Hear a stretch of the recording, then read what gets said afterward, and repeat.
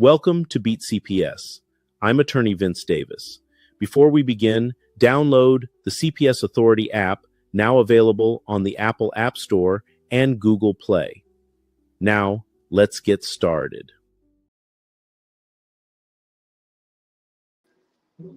Hello, hello. Welcome back to the Magnolia Flower Hour. I'm your host, the Magnolia Priestess, back with another one. How are you guys doing this week? I had such an amazing, phenomenal week. I was able to accomplish a couple of goals that I set to the side for little side missions. And I also played a couple of games on my Xbox. But today, you guys, we have a special guest, Benji Jones, here to just break the ice a little bit and see where we can go with experience. So tell me a little bit about yourself. Introduce yourself. Can you hear me? I can barely hear. Can you hear me? Can you hear me? I hear you. Okay.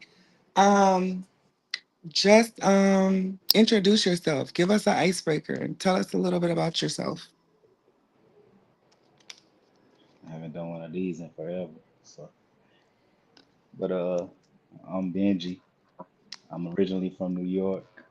Grew up in South Carolina, and I've been living in Atlanta for the last 16 years. I'm just a humble What? father, trying to be the best We father love I can those. be. We love those. Um, you said you're from New York.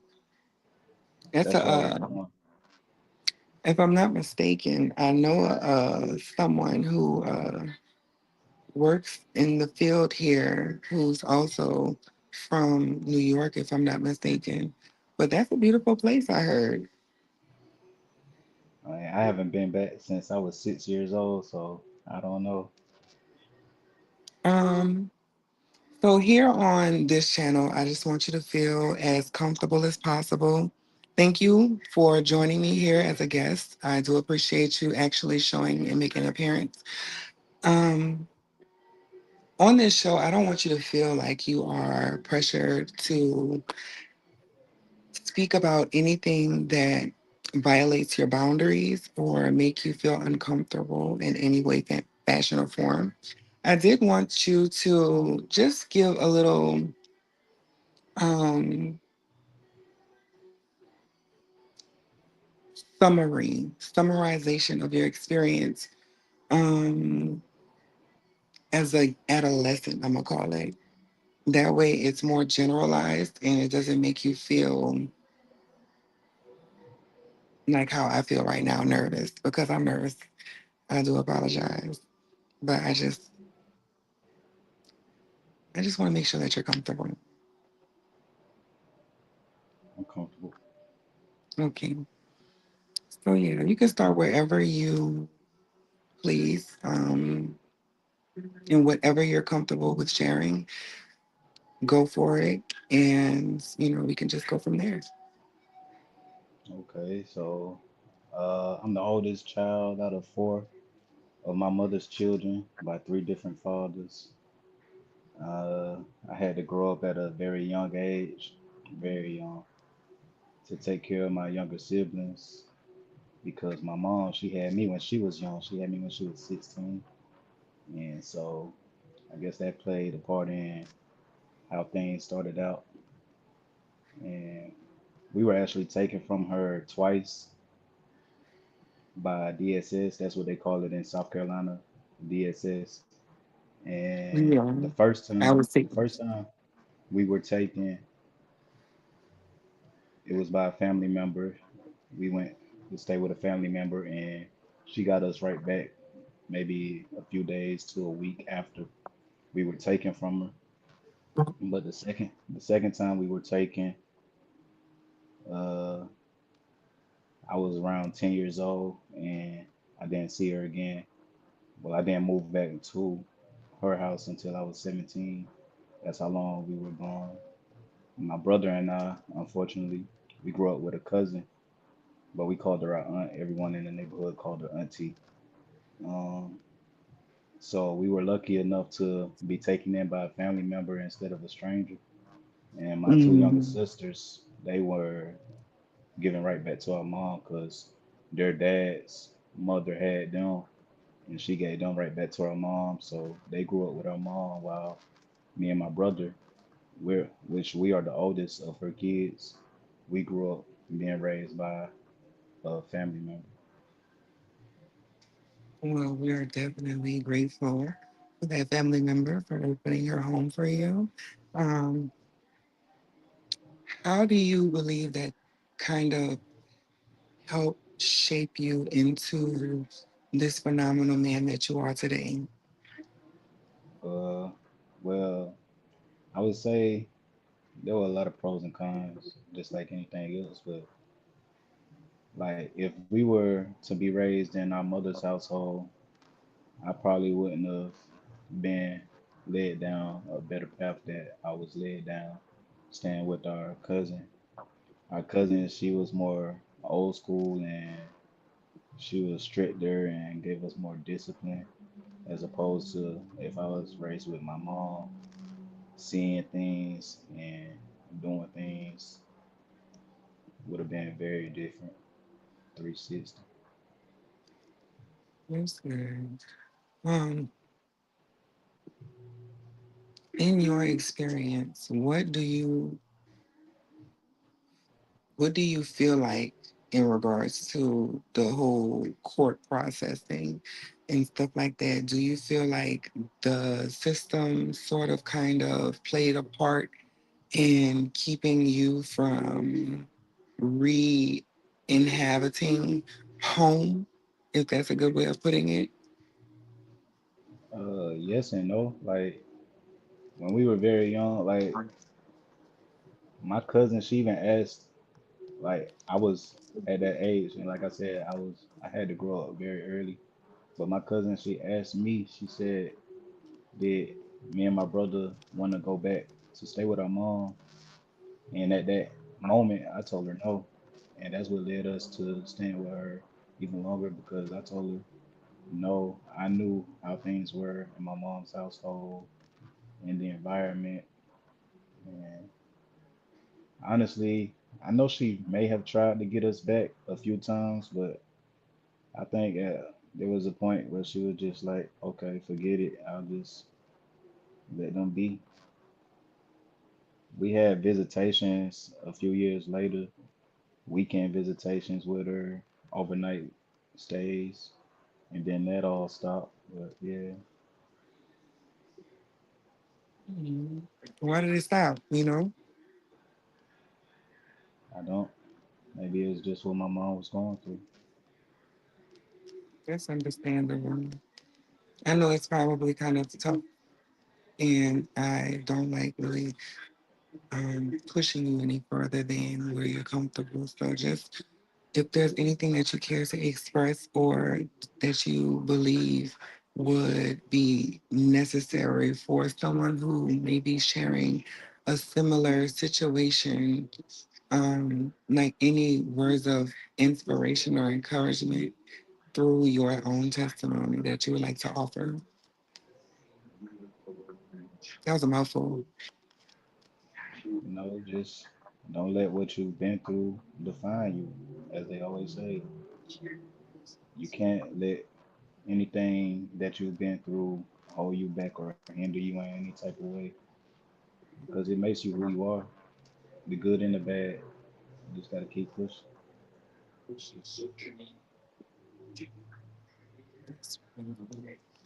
Um, I don't want to ask any questions. So, if there's anything that you would like to share or express about what you're currently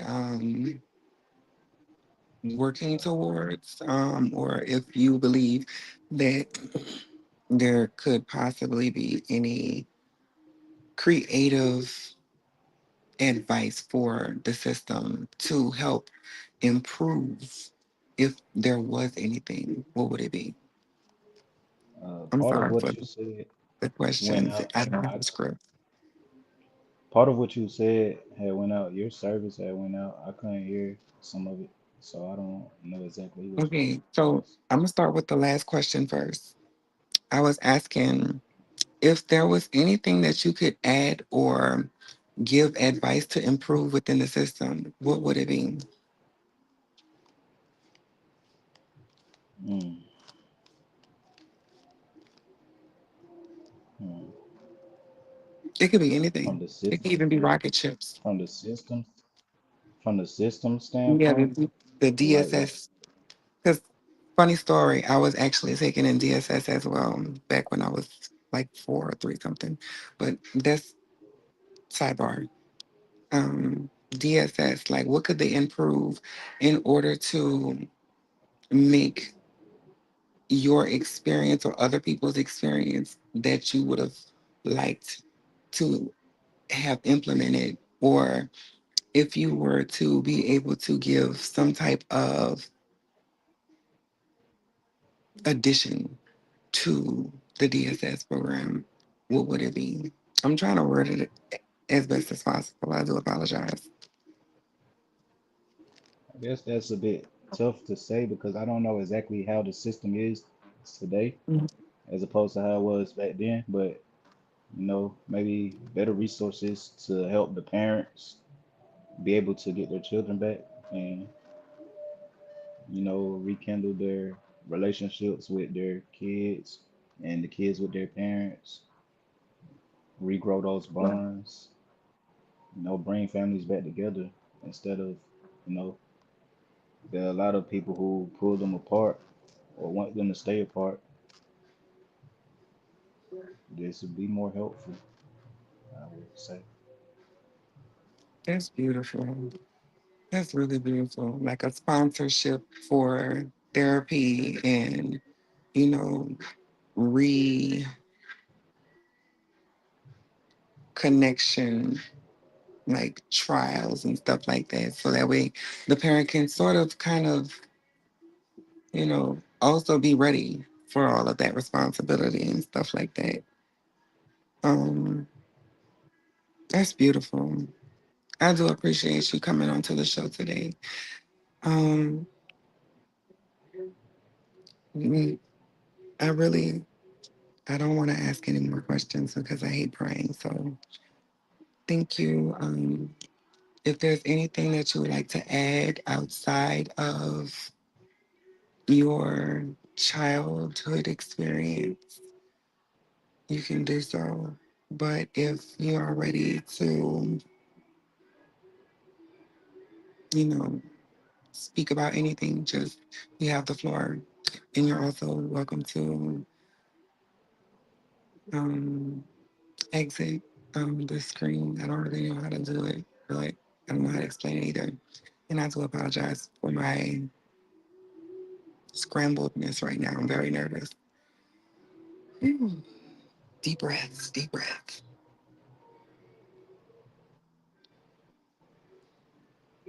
Uh, I really don't have anything to add that I Okay. think of right now. I have nothing. Well, if you ever do decide, or anything just pops into your mind that you would like to share, always be welcome to email me and we can have you come back on the panel again as a honorary guest here on the Magnolia Flower Hour. Okay. Thank you. You're very welcome.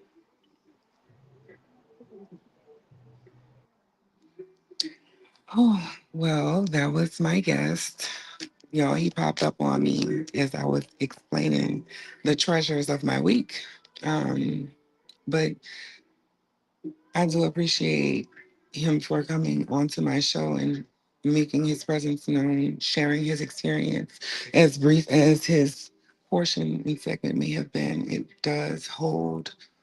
um, it does hold a mirror to the experience of growing up with our parents and how we are able to build ourselves back up and on a stone foundation is what I'm gonna call it. Um, it's very difficult to revisit those memories. A lot of people vary. Like myself, I was not comfortable speaking about. I'm sorry, y'all. Y'all know I gotta speak about myself. I'm sorry, but for me, it was just like I had a very hard time telling people my story. For one, I was raised not to really accept pity and sympathy, but the healing was very delayed. Um, for me, when I went that route, and I was so happy and relieved when I was able to really process, sit down in solitude and process everything, in a patient with myself manner. I had to be very patient with myself. I had to go through a lot of emotional roller coasters, is what I'm gonna call it, before I was comfortable as I am now expressing my stories in regards to my childhood experience. Well, my other guest couldn't make it today, but I will definitely try to have some more guests for you guys to enjoy and be inspired by here on the show. I'm sorry, I'm still very nervous, very, very nervous because, I haven't had a guest in a long time. So that was very exciting for me. And it's just like a whole lot of processing, you know, self critiquing. This is mastermind. But yeah, I don't really want to keep the show too long today, but I did want to share that. Um, um, Give me one moment, you all. So, in my initial try to get my little segment together phase before the day arrived of the week, I was just looking up avoidant attachment styles from being abandonment or traumas. I'm not a therapist, and I'm just speaking on my experience, um, and things that could possibly resonate with you all. Okay. I have here self isolating, mistrustful. Okay. It says there's overt avoidance and there's covert avoidance. The overt avoidance, you know, that wasn't me. But in my experience as a covert avoidant, I could go outside and entertain a whole lot of people while still feeling completely separate from the group that I am supposed to be hosting or entertaining or just being present for them. I wasn't able to, in my aloofness, be there presently because I am still trying to bury down a lot of unspoken, unhealed, unregulated thoughts, experiences, and emotions. Okay. I had to gently let go. I had to gently let go of being so hyper independent. And it was very, very difficult of a process for me to ask around for feedback and critique from others initially, just due to the negative experience that I had in regards to trying to foster healthy connections in the process. Okay. I would be able to fake it very, very well. But it was almost as though I was losing a part of myself that I had to soul search again for, is what I'm gonna call it. Like what do I like? Okay. Yeah, trying to dim my light because I didn't want to run anyone away, and that'll cause you to, well, not you, you guys know how I talk by now. I'm talking about in my experience. It caused me to scare a lot of people away, like, and I didn't understand why and what was going on. I didn't know how intense I was being perceived. Like, I don't want to point out exactly what I'm talking about, but initially when he popped up, I sort of kind of hit the trigger in real time. You guys saw me on live. That was so embarrassing. But that was one of the things that used to happen when I was trying to get to know someone or try to be the one who initiates conversation beyond the scope of the designation. Like if we're at a club, we're at a club, so we can dance and do stuff like that. But the approach when you are, say, for instance, walking in the mall, or you're trying to be an interviewer or a news reporter, I didn't have that ability whatsoever. I don't have no reason to lie. I'm telling you, on my first episode, you guys can recall, I used to just be like, I really have to build myself up for this. And I'm happy I did. In my experience, it definitely was a process. A very, very, very, very, I didn't think I was going to be able to make those difficult changes process. And I was so proud of myself celebrating, in my room. I wasn't going outside and doing all the extra stuff, but I definitely was celebrating in my room. Um, and I ordered like some snacks and stuff like that, being a fat girl. Um, and I was just so happy because I was able to accomplish something I never thought I had the confidence or the courage to actually do. That's why every time I come back on my show, I like to let you guys know how much I appreciate you all for being supporters and for being, you know, consistent with me, even though I struggle to make the,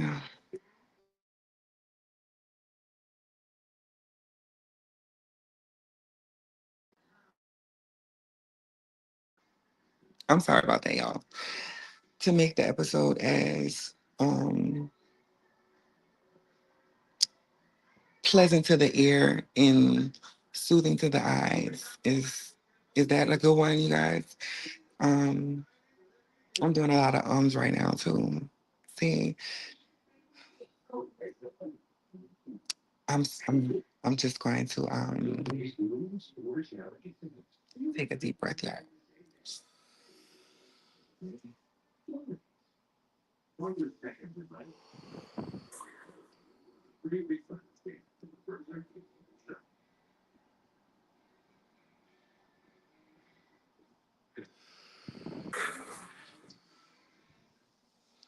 That definitely helps me, y'all. I don't know if y'all want to try to apply it to your anxiety triggers, or if you want to apply it to conversations when you don't really have exactly the words to find. It worked for me in the process. So, and it just worked just now. So I appreciate y'all definitely for bearing with me, dealing with me, and just speaking about things that I don't want to trigger anyone, trigger warnings, but I don't want my content to trigger anyone negatively and have adverse healing effects in regards to conquering the experience and renewing the passion and the drive for genuine joy and contentment, like how I'm experiencing. Like when I think about my experiences now, it's just be like, wow, I really came a long way. But I also noticed that you know, some people have been triggered by certain things that I speak about in regards to my experiences. So at any point, please do leave critiques or feedbacks in the comment section so that way I can better assist you all more effectively in regards to what questions I should form or how I should sort of kind of adjust to make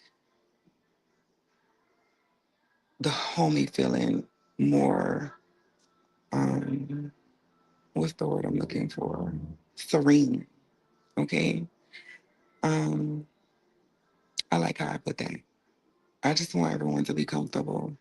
Even if years down the line when, you know, I get my gray hairs and stuff finally, I want the archive of these shows to be able to assist timelessly anyone in need of a voice, a friend, um, a survivor, and all the other good words that go with our very, very colorful vocabulary. Um, I'm satisfied. I'm very satisfied.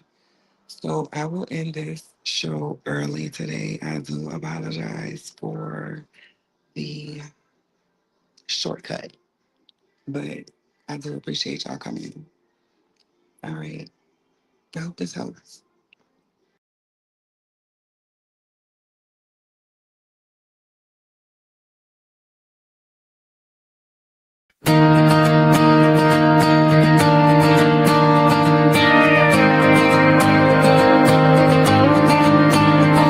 When the road gets long and the nights are hard, hold on to the love that's in your heart. Through every challenge, through every storm, family is where we belong. One more step